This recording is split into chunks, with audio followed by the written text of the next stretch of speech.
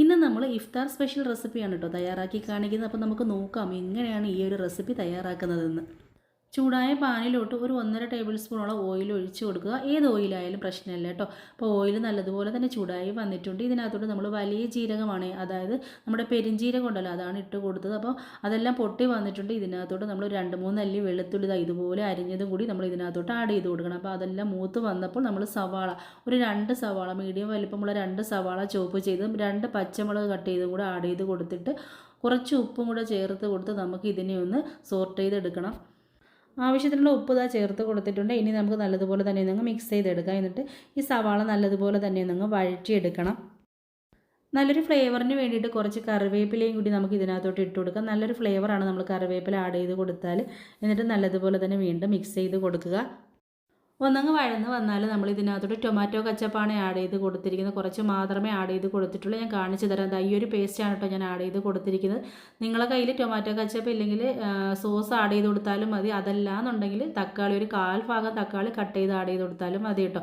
എന്നിട്ട് നല്ലതുപോലെ തന്നെ ഇതുപോലെ ഒന്ന് വഴറ്റിയെടുക്കുക. നമ്മൾ ഇതിനകത്ത് പൊടികളൊന്നും അധികം ചേർക്കുന്നില്ലേ, ഇതിൽ നല്ലത്. എന്നിട്ട് ഇതിനകത്ത് നിങ്ങളുടെ കയ്യിൽ സോയാ സോസ് ഉണ്ടെങ്കിൽ കുറച്ച് സോയാ സോസും കൂടി ഒഴിച്ച് കൊടുത്താൽ നല്ല ടേസ്റ്റ് ആയിരിക്കും കേട്ടോ. എന്നിട്ട് നല്ലതുപോലെ തന്നെ മിക്സ് ചെയ്തെടുക്കുക. ഇനി ഇതിലേക്ക് ഒരു 1/4 ടീസ്പൂണോളം മഞ്ഞൾപ്പൊടി കൂടി ആഡ് ചെയ്ത് കൊടുക്കാം.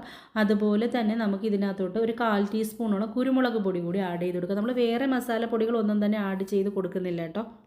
സവാള ഓവറായിട്ട് വഴറ്റിയെടുക്കേണ്ടത് ഇതുപോലെ മാത്രം മതി കേട്ടോ. ജസ്റ്റ് ആ ഒരു കുരുമുളകിൻ്റെ ആ ഒരു പച്ചച്ചവയൊക്കെ മാറിയാൽ മാത്രം മതി. അപ്പോഴത്തേക്ക് നമ്മൾ ഈ സവാളയൊക്കെ വഴറ്റുന്നത് സ്റ്റോപ്പ് ചെയ്യുക. ഇത്ര മാത്രം മതി കേട്ടോ. ഒരുപാട് ഓവറായിട്ട് നമ്മൾ വഴറ്റിയെടുക്കണ്ട. ഇനി ഇതിലേക്ക് നിങ്ങളെ കയ്യിൽ മല്ലിയില ഉണ്ടെങ്കിൽ മല്ലിയില ഇട്ട് കൊടുക്കുക. നല്ലൊരു ഫ്ലേവർ ആയിരിക്കും കേട്ടോ. മല്ലിയില ഇല്ലെങ്കിലും പ്രശ്നമൊന്നുമില്ല. അപ്പോൾ ചോപ്പ് ചെയ്ത മല്ലിയിലയും കൂടെ ചേർത്ത് കൂടെ നല്ലതുപോലെ മിക്സ് ചെയ്തതിന് ശേഷം നമുക്ക് ഫ്ലെയിം അങ്ങ് ഓഫ് ചെയ്യാം. എന്നിട്ട് നമുക്ക് സ്നാക്സ് തയ്യാറാക്കാം. അങ്ങനെ നമ്മുടെ മസാല ഇവിടെ റെഡിയായി കഴിഞ്ഞിട്ടുണ്ട്. ഇനി നമ്മൾ സ്നാക്സ് ആണ് കേട്ടോ തയ്യാറാക്കാൻ പോകുന്നത്. അതിന് വേണ്ടിയിട്ട് ഞാൻ ഇവിടെ സമൂസ ഷീറ്റാണ് എടുത്തിരിക്കുന്നത്. സിഡ്സിൻ്റെ സമൂസ ഷീറ്റാണ് കേട്ടോ എടുത്തിരിക്കുന്നത്. എന്നിട്ട് നമുക്ക് ഇതിനെ ഓരോ ലീഫായിട്ട് അടർത്തി മാറ്റി വയ്ക്കാം. അങ്ങനെ നമ്മൾ കുറച്ച് സമൂസ ഷീറ്റ് മാറ്റി ഇവിടെ വെച്ചിട്ടുണ്ട്. ഇതുപോലെ കുറച്ചെടുത്ത് മാറ്റി വെച്ചിട്ടുണ്ട്. ഇനി നമുക്ക് പെട്ടെന്ന് തന്നെ സ്നാക്സ് തയ്യാറാക്കാം. നല്ല ഈസി റെസിപ്പിയാണ് കേട്ടോ. ആദ്യം നമുക്ക് ഒരു സമൂസ ഷീറ്റ് ഇതുപോലെ വെച്ച് കൊടുക്കുക. എന്നിട്ട് ഇതിൻ്റെ മുകളിലായിട്ട് ജസ്റ്റ് നമ്മുടെ മൈദാമാവ് ഉണ്ടല്ലോ, ജസ്റ്റ് ഒരു മൈദാമാവ് ഒന്ന് വെള്ളത്തിൽ കലക്കി വെച്ചിട്ടുണ്ട്. അത് ജസ്റ്റ് ഒന്ന് തേച്ച് കൊടുക്കാം. കാരണം വേറൊരു ലീഫ് കൊണ്ട് നമ്മളിവിടെ വെക്കുന്നുണ്ട്. അത് അങ്ങോട്ടും ഇങ്ങോട്ടും മാറിപ്പോവാതിരിക്കാൻ വേണ്ടിയിട്ട് ജസ്റ്റ് ഒരു ഡ്രോപ്പ് മാത്രം നമ്മൾ എന്ത് ചെയ്യണം, നമ്മുടെ മൈദാമാവ് കലക്കിയതും കൂടി ജസ്റ്റ് ഒന്ന് തേച്ച് കൊടുത്താൽ മാത്രം മതി. എന്നിട്ട് നമ്മുടെ ഫില്ലിങ് നിറച്ച് കൊടുക്കാം. കുറേശ്ശെ എടുത്ത് കൊടുത്താൽ മതി കേട്ടോ. കുറേശ്ശെ മാത്രം മതി, ഒരുപാടൊന്നും വേണ്ട നമ്മുടെ ഫില്ലിങ്. എന്നിട്ട് ഇതിൻ്റെ മുകളിലായിട്ട് കട്ട് ചെയ്ത് വെച്ചിരിക്കുന്ന മുട്ട ഞാനിവിടെ കട്ട് ചെയ്ത് വെച്ചിട്ടുണ്ട്. അപ്പോൾ മുട്ടയുടെ ഒരു പീസ് ഇതിനകത്തോട്ട് വെച്ച് കൊടുക്കാം. അങ്ങനെ നമ്മൾ 1/2 മുറി മുട്ടയും കൂടെ വെച്ചിട്ടുണ്ട്. ഇനി ഇതിനകത്തോട്ട് നമ്മളെന്ന് വെച്ചാൽ ഈ 4 കോർണറിൽ നമ്മൾ മൈദാമാവ് ജസ്റ്റ് ഒന്ന് അപ്ലൈ ചെയ്യാൻ പോവുകയാണ്. കാരണം വെച്ചാൽ ഒട്ടി പിടിക്കാൻ വേണ്ടിയിട്ടാണ്. ജസ്റ്റ് ഒന്ന് ഇതുപോലെ 4 കോർണറിൽ നമ്മൾ അപ്ലൈ ചെയ്ത് കൊടുക്കണം കേട്ടോ. എന്നിട്ട് ഇതിനെ അങ്ങ് മടക്കി മാത്രം മതി. അപ്പോഴത്തേക്ക് അതങ്ങ് കറക്റ്റായിട്ട് ഒട്ടി അങ്ങ് ഇരിക്കാൻ വേണ്ടിയിട്ടാണ് നമ്മൾ ഇതുപോലെ തേക്കുന്നത്. അല്ലാന്നുണ്ടെങ്കിൽ ഇതുപോലെ ഇളവിങ്ങ് വരും. നമ്മൾ എണ്ണയിലിടുന്ന സമയത്ത് അല്ലെങ്കിൽ ഇളവി വരും. അതുകൊണ്ട് ഇതുപോലെ ജസ്റ്റ് ഒന്ന് അപ്ലൈ ചെയ്ത് കൊടുത്തിട്ട് നമുക്കിതിനെ ഒന്ന് മടക്കിയെടുക്കാം.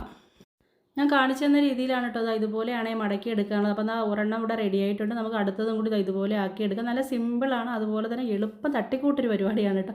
പക്ഷേ നല്ല ടേസ്റ്റാണ്. തീർച്ചയായിട്ടും നിങ്ങൾ ട്രൈ ചെയ്ത് നോക്കേണ്ട റെസിപ്പി തന്നെയാണ് കേട്ടോ. അപ്പോൾ നമുക്ക് അടുത്തതും കൂടി ഇതുപോലെ ആക്കിയെടുക്കാം.